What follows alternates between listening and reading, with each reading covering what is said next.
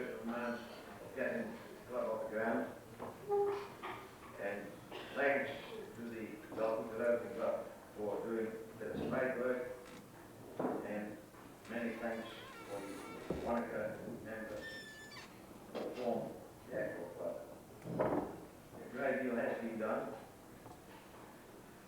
and a great deal needs to be doing yet, needs still to be done. But in the meantime, while we were getting it off the ground, Lou has done a tremendous amount of work. And as you well know, no job is complete until the paperwork is finished. And I can let you know that Lou has done a lot of paperwork. But many things had to be done. Lou, he changed all the bylaws. He had to alter them, reject them, retype them. So we made a few rules ourselves because we had to follow that all comes out now. Application forms had to be sent to Rotary International, and some of them came back. Because the T's were not crossed and some of the I's were not dotted. So Lou had to do all that work. At one stage, he had to make a special trip to the halfway mark in Roxburgh to get the necessary papers in order. So Bruce, King, and Les Christensen came down from Wanaka to the halfway point of Roxburgh, and we met in a very convenient place.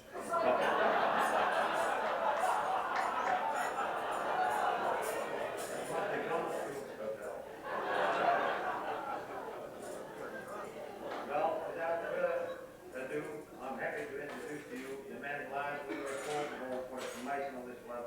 Ladies and fellow Rotarians, I give you Lou Rollins.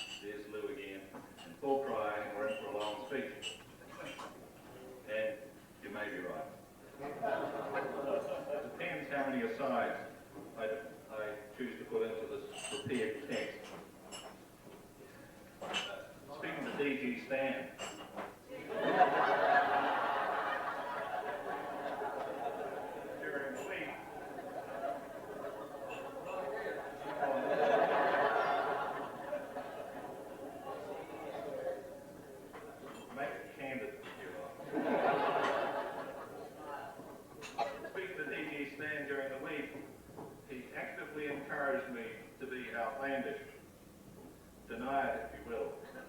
I have it on tape. He said, if you were not outlandish, that would be uncharacteristic. And then they throw the TV at me to restrain the unthought and the cleft stick. An incantation, you might say, is not a very good way to start an address which I'm told is to be about Rotary. But in the context of this particular occasion, it seems somehow inappropriate to separate Rotary from everyday life. The incantation, however, doesn't suggest that I'm going to talk about black magic or other things on the darker side of life.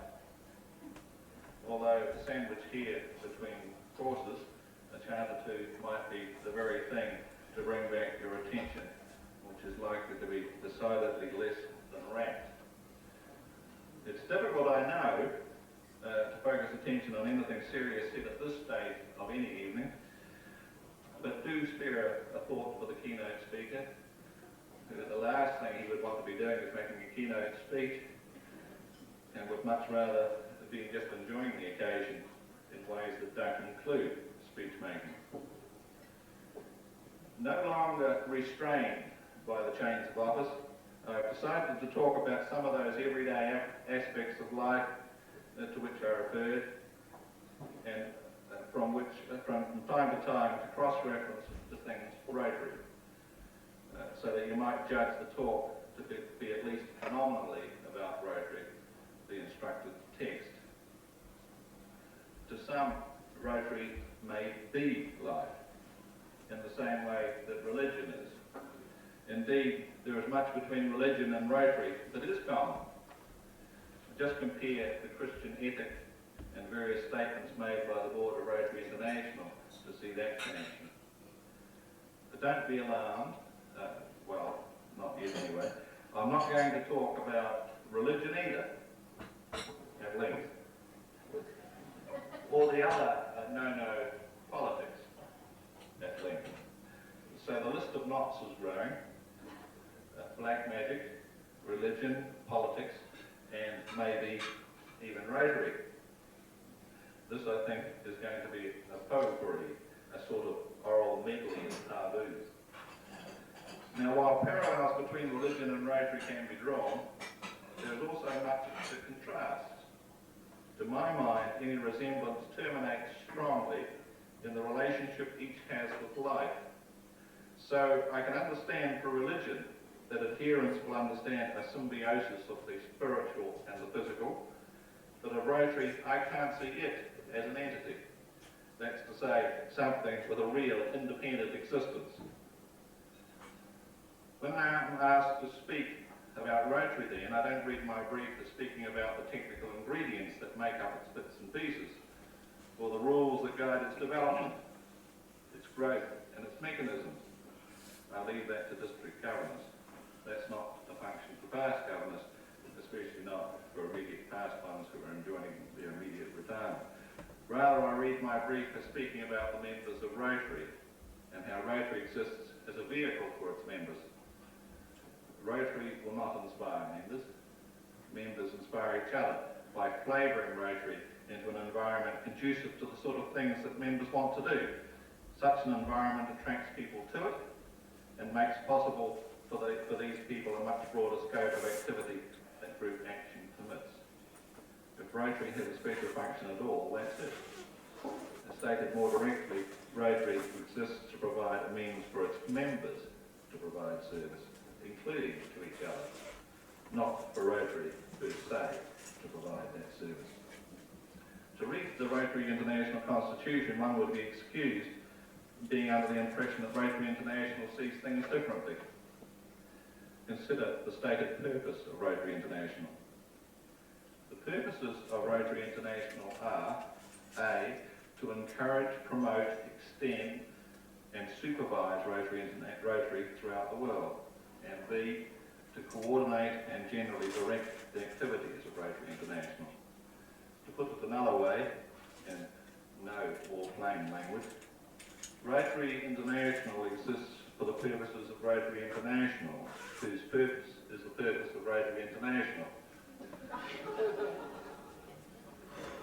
One might think that some churches, as distinct from religions, also exist with similar recursive definitions. I'll get to that word. Such is the stuff of lawyers, especially judges, and fanatics, much as I hate, really, joining them in the same sentence, although in this case the sentence was quite brief, not the mandatory 10 years. Some of you may believe that I have a thing about this recursion thing. I used it in an illustration earlier this year when talking to a Rotary club, which shall remain nameless and which is the oldest club in the district. I do find the concept fascinating because, although it is really a mathematical concept, it seems to pervade so much else, even if not recognised by that name. The earlier group may not have quite got the idea, so this next little bit requires just a touch more concentration. If Rotary International can't, mathematicians can get away with recursive definitions, which, incidentally, for the uninformed, is the method of defining x using x in the definition. So, for instance, they can define a factorial using recursion, and that needs explanation perhaps, in fact, certainly. I'll illustrate. Factorial 4, written floor exclamation mark, is the product 4 times 3 times 2 times 1, which is 24. Factorial 5 is the product 5 times 4 times 3 times 2 times 1, which is 120.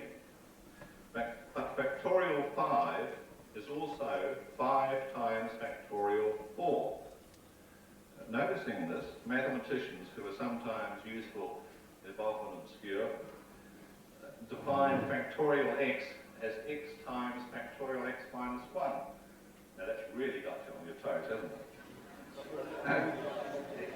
Don't dare look blank, or someone across the table may think you're stupid.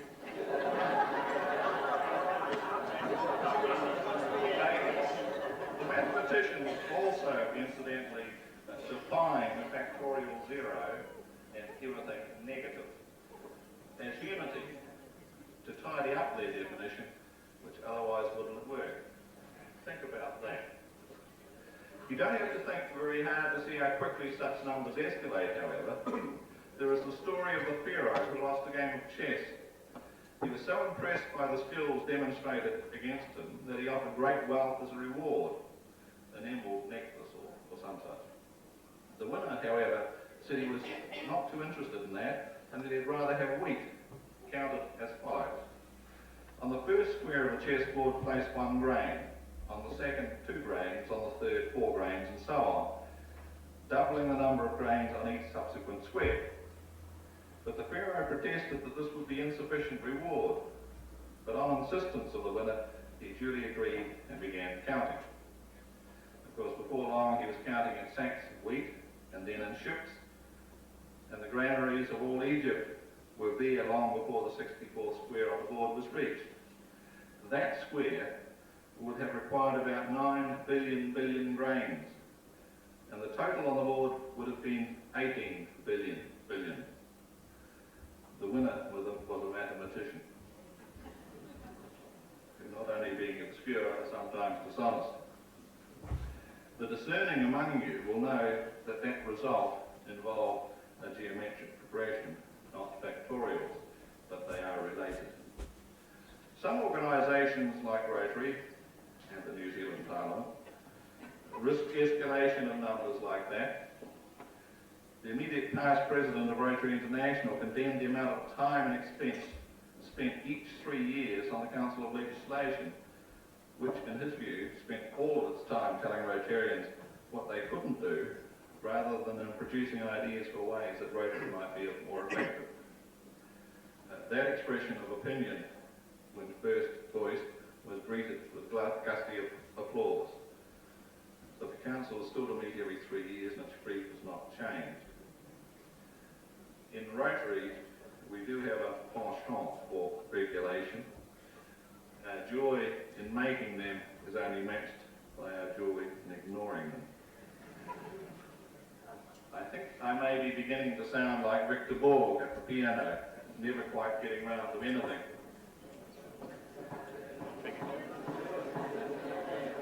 The sort of maths that I've been talking about is useful to statisticians and bridge players and others interested in odds and chances. It's also used a bit by economists. Now, I can understand numbers and things like that. In any units the numbers point at, like kilograms or hertz or that sort of stuff, except money. Put a dollar sign in front of a bunch of numbers, push it through an accountant and a tax man and another government department or two, then back through the accountant and back to me on a thing called a balance sheet, and I'm lost. I'm hopelessly lost. It's like finding myself in the middle of a fairy tale, like the ones about the shmoos. Now you know about the shmoos. They occur in the folk tales about Little Abner. These shmoos are born big and hungry, and the more they eat, the hungrier they get, and the smaller. Speaking of hungry, don't spare your get to the booties. Jim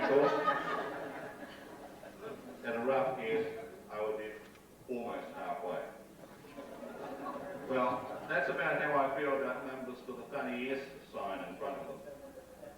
Most people don't seem to have these problems. In fact, whole nations decidedly thrive on these sorts of numbers, like the schmoos of Zurich, or is it the gnomes, or the people of Scotland who produce blokes like Adam Smith, or of England who produce John Maynard Keynes, or is it Keynes or Keynes, anyway, John Maynard, or the people of Israel who produce the people of Israel. More of those people of Israel shortly. But alas, I suffer. I comfort myself by reading books on economics, and like economists, kid myself I know the real world through a knowledge of the theoretical world. But in reality, if it gets much beyond the so-called closed system, it all gets pretty hard going for me. A closed system is a nice little pile of people who group together to trade only with members of the group. No money flows into the group from outside and none flows out from inside. Sounds nice and tidy, don't it? A sort of self-sufficient economy. There's only one snag. If the heap of money is fixed, then if someone in the group makes a profit, at least one person in the group makes a loss. So closed systems might not work quite so well after all. Whatever the commodity, there must be a flow of exchange across the boundaries of any such group in the interests of the people of that group. And that's true of Rotary too. And this leads us to Plato's famous simile of cave or den, according to which those who are destitute of philosophy may be compared to prisoners in a cave, who are only able to look in one direction because they are bound